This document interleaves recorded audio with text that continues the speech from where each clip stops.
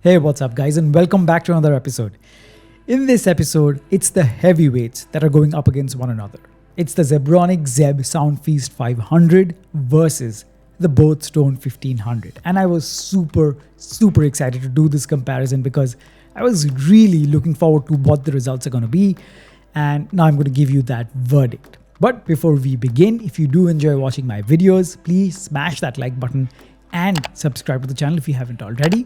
And after watching this episode, whichever speaker you decide to pick up, kindly use the links of these speakers given in the description below to make your purchase.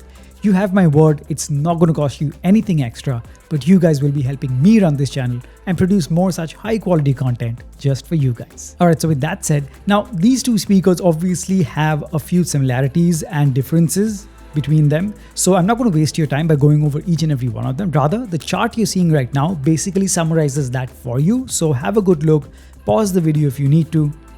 Got it? All right. So now, as we always do in every episode, I'm going to first give you my verdict, my review on how it performed in the sound scenario, because these are Bluetooth speakers and sound is the main criteria. So I'm going to let you know what the differences are, what I found out in my testing. And at the end of the episode, you're going to get the sound test where the same tracks will play at max volume from both of these speakers. So you guys listen, form your judgment, and let me know in the comments below what you guys think. All right, so now let me break down the sound performance for you. Now, you guys know, if you're an existing viewer, I never just say good sound or bad sound. I judge speakers based on how they produce the three main frequencies that make up any sound that you hear: the highs, the mids, and the lows. Highs where the really sharp sounding instruments are, mids where the vocals are, and the lows are the bass. So starting off with the high frequencies, and now both produce very good highs, and by good I mean ample volume of highs. But in terms of sharpness and clarity, it is the Boat Stone 1500 that sounds much sharper. Now, this could go for or against it. So it'll come down to your personal preference. If you really want those high notes to stick out and you want them to be absolutely audible above everything else, then the Boat Stone 1500 definitely produces the sharper highs. They are much more audible and they are much more separate from the mids and the lows. Now, the Zebronics Zeb Soundfeast 500 is no slouch. I'm not saying that the high frequencies are muffled by any means. They are definitely there. It's just that in comparison, the Boat Stone 1500 is much sharper. But at max volume, both do suffer from crackling, especially when the track is starting and there is no other instrument which has, piled in, and it's just the high frequencies mainly. So there is a bit of crackling at max volume, which you can get rid of by reducing the volume, but it's a problem that is there. So that is something you have to keep in mind. But overall, for sharpness and utmost clarity, you go for the Boat Stone 1500. And for a more subdued rendition of the high frequencies, you can choose the Zebronics Zeb Soundfeast 500. Now, talking about the mid frequencies or the vocals, now both produce very good quality vocals. But again, there is that difference where the Boat Stone 1500 just produces vocals that are sharper and they just sound much more crisp and upfront, and you're really going to find it distinct from the bass and the highs. So that is good. And for the Zebronics Zeb Soundfeast 500, in comparison, it produces vocals which are not as sharp, but it's not bad by any means. So it all depends on your preference again. So if you really like these vocals to be rendered sharp and sound really crisp, you'd choose the Boat Stone 1500. If you want something that sounds maybe a tad bit more natural but not as sharp, you choose the Soundfeast 500. So it's going to boil down to your preference. So there is no distortion, fortunately, even at max volume. But if I had to be really picky, I sometimes would choose the Boat Stone 1500 because even at max volume, when the bass is also pumping out a lot of those low end, it doesn't really interfere with the vocals or the mid frequencies. Whereas sometimes on some tracks, the Soundfeast 500, the bass frequency or the low end would sometimes hamper just a bit of the vocals, where it would have this slight muddiness. It just takes away a bit of the sharpness. So, in addition to it already being a bit subdued. So this is something I noticed on very few tracks, but I did notice it. Whereas the Boat Stone 1500 does not have that. It doesn't happen on all tracks, but in general, both of these, you cannot go wrong with the highs or the mids. Now talking about the low frequencies or the bass, this is where I felt that the Zebronic Zeb Soundfeast 500 takes the lead, and that is because I don't know how much of justice my microphone is going to do when you hear the sound test, because it's going to be obviously different from what I heard in person.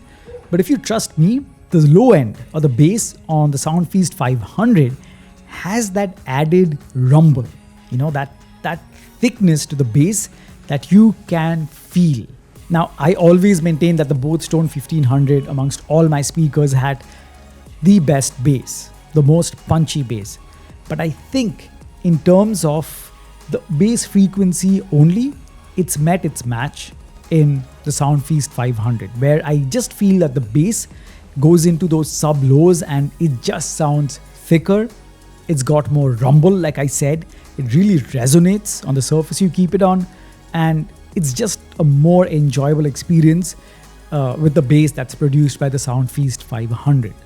But again, the Boat Stone 1500 is absolutely no slouch. So don't think it has bad bass. I mean, you can see all my other reviews, and for that, most of the people on the comments section, they troll me and say that I'm a Boat fanboy, which I'm not. But if they produce something which is good, I'm obviously going to say it's good, right? But, I keep it honest, and I have to say that in the bass frequencies, I'd go with the Zebronic Zeb Soundfeast 500. It's really got that extra punch, which I really enjoyed. So I've laid all these facts in front of you. Now you are going to decide based on what kind of sound signature you like. But you have to remember, at the end of the day, both of these are consumer grade speakers. They are not professional speakers, so keep your expectations accordingly.